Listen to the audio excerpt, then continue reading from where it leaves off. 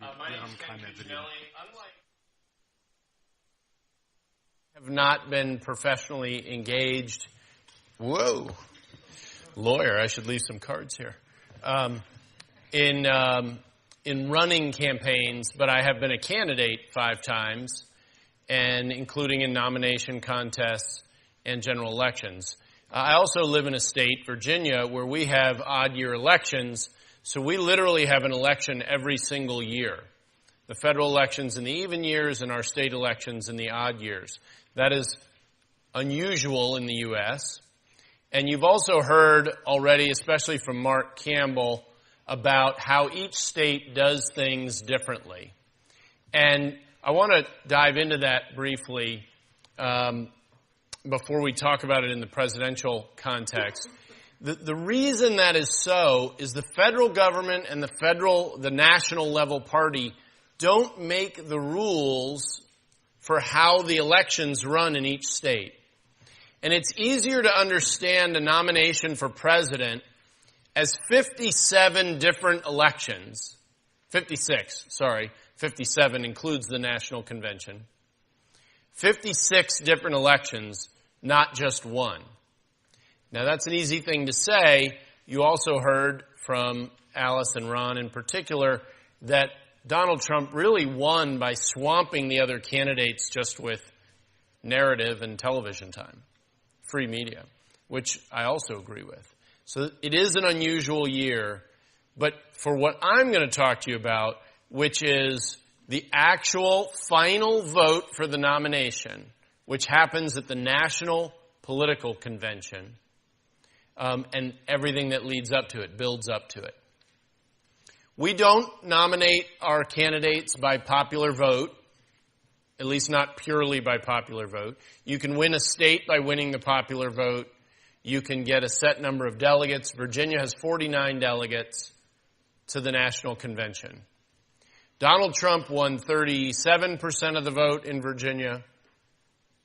Marco Rubio won 31%. Ted Cruz only won 17% in Virginia. But when we got to the convention, the state convention, which decided who actually goes to cast the votes, the actual people who will go, and I was one of those, we completely controlled the state convention.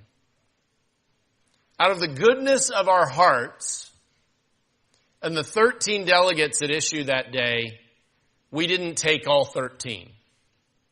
But we had the votes to do that. The only reason we didn't is because it is important to win a nomination in such a way that your own team won't turn on you when you get to the general election. So that was our peace offering. Didn't go over very well, but we were in a position to enforce that because of the convention operation we'd put together. So now let's talk quickly about a little bit of history.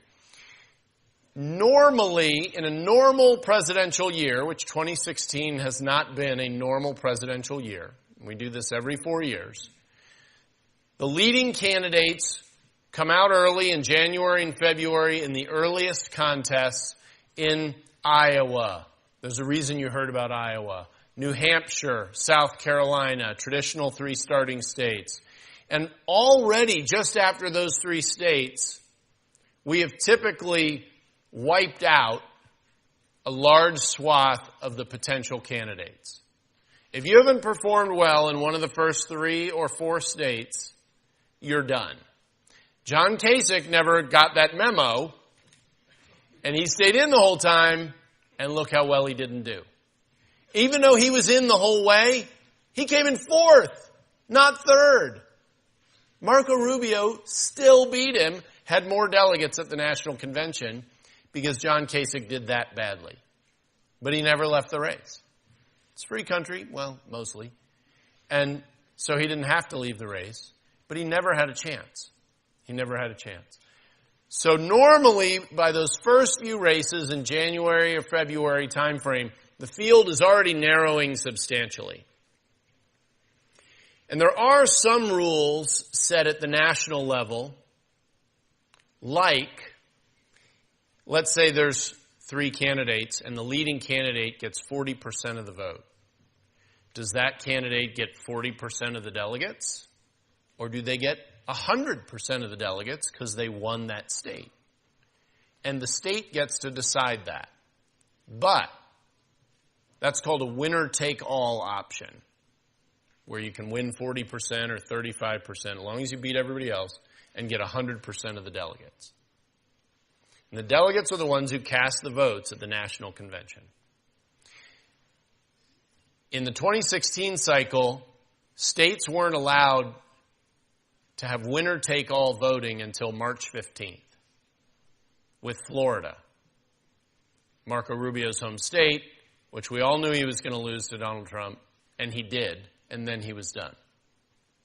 But by staying in that long, he actually hurt Ted Cruz and may have actually denied Ted Cruz the ability to win the nomination by staying in that long, because Ted Cruz was the main beneficiary of Marco Rubio getting out. His voters went to Ted. Normal year, by March, for all practical purposes, it's usually over. Well, that didn't happen this year.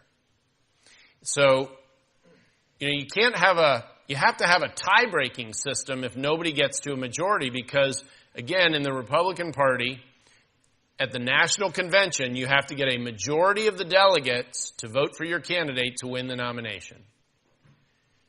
And there was a very real possibility well into April this year that no candidate would have a majority at the National Convention. The last time that happened was 1976, when former California Governor Ronald Reagan challenged an incumbent Republican president. That's very rare, and it's even rarer to get as close as he did. Neither of them had a majority of the delegates committed before the convention. But there was enough uncommitted delegates that could vote for whoever they wanted, and Gerald Ford won enough of them over to win on the first ballot. You have to go back to 1952 to have a first ballot take place with no majority winner. And then delegates switched their votes after that first ballot was over to give General Dwight Eisenhower the nomination. And as the race developed, I was brought on in March because we have a lot of conventions in Virginia, and I've run a lot of these conventions. There's no one in presidential politics who has ever run a competitive convention. When Mark said brokered convention, that's what he meant. He meant a convention that's still competitive, where the nomination is still up for grabs. Because it's been so long, there's nobody around who's run these.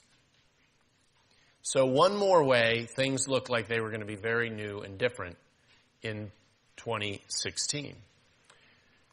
So, I mentioned to you that this isn't one election. There's 50 states, the District of Columbia, and 5 territories. Why these territories get votes is actually very simple. It's because somebody said, hey, I can get the votes from there, so let's change the rules to give these territories, who have no say in who becomes the president in November, a say in the nomination. That was gamesmanship within the party. That's why they have votes. We keep pounding that every state is different, but there are 3 basic differences for how the delegates get selected to go to that national convention.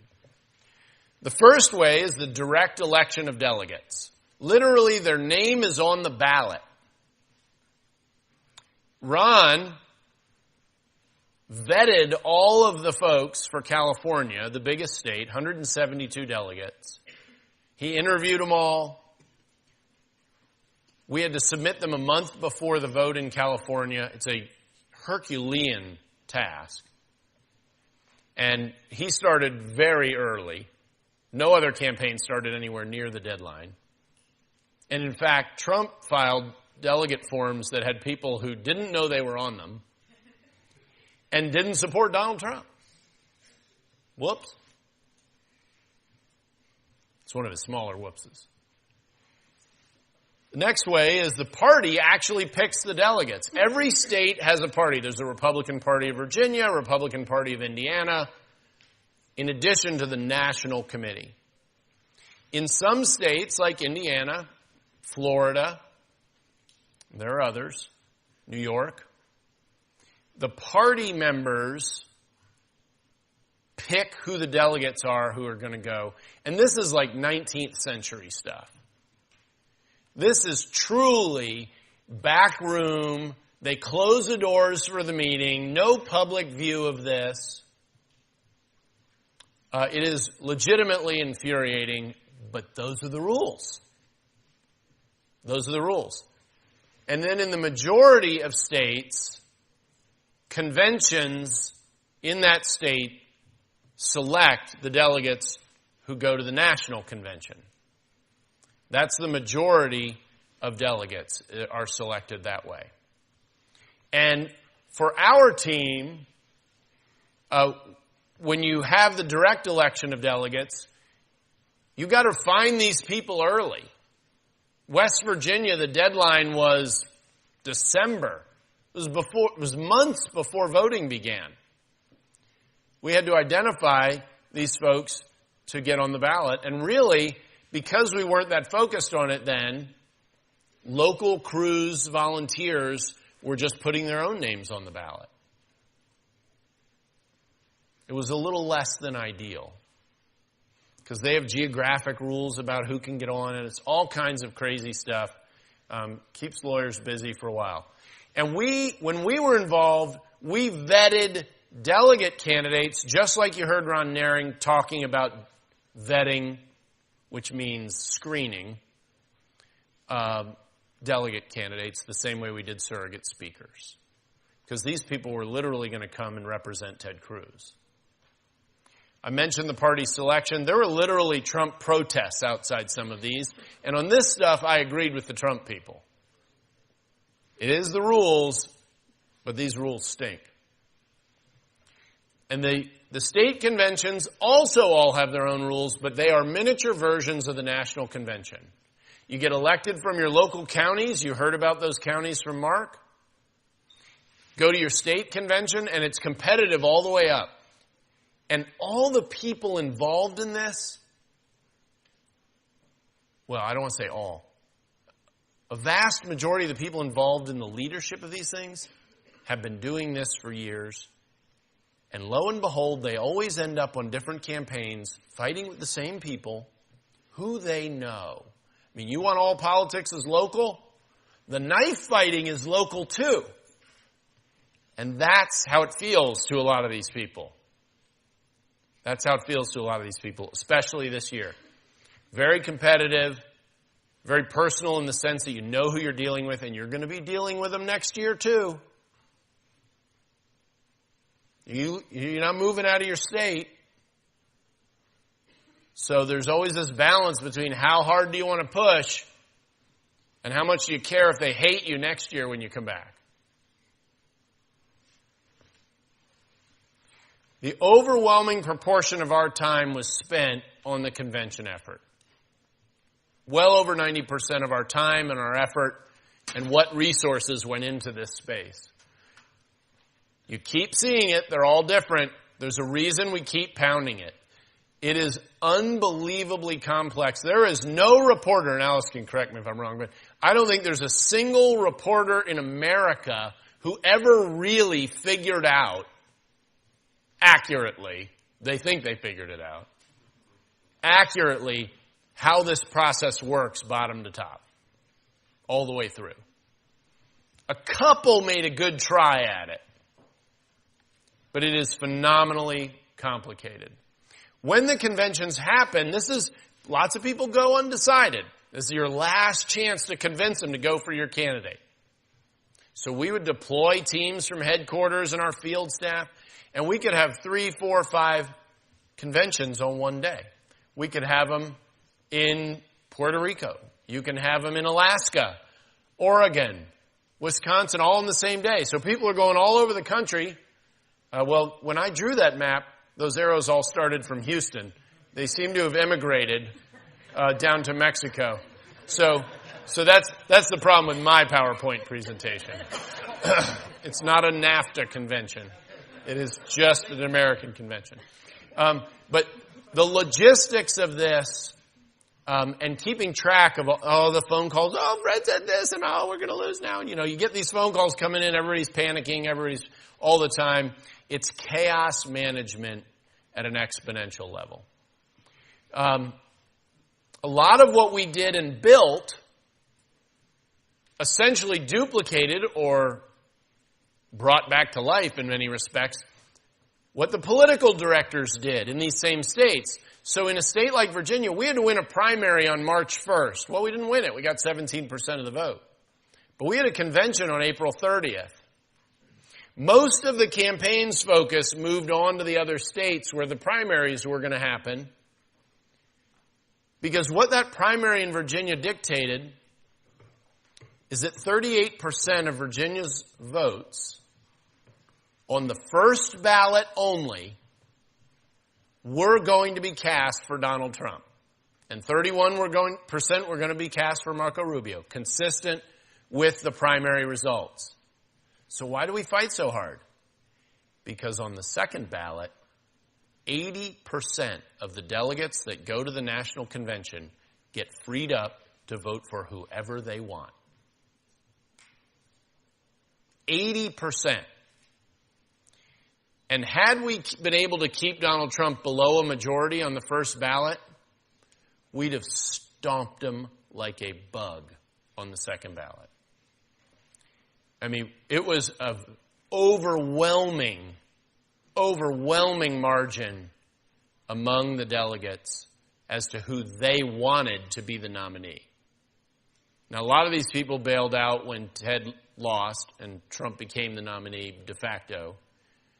But all the people being elected on a second ballot would have put Ted over the top by probably 3-1 margin.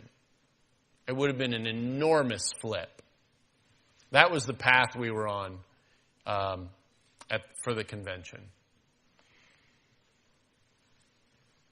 These conventions and the competition for the actual delegate slots substantially raised tensions among the activists making phone calls and are knocking on doors, and on party leadership, who have certain expectations that they get to have a certain amount of influence.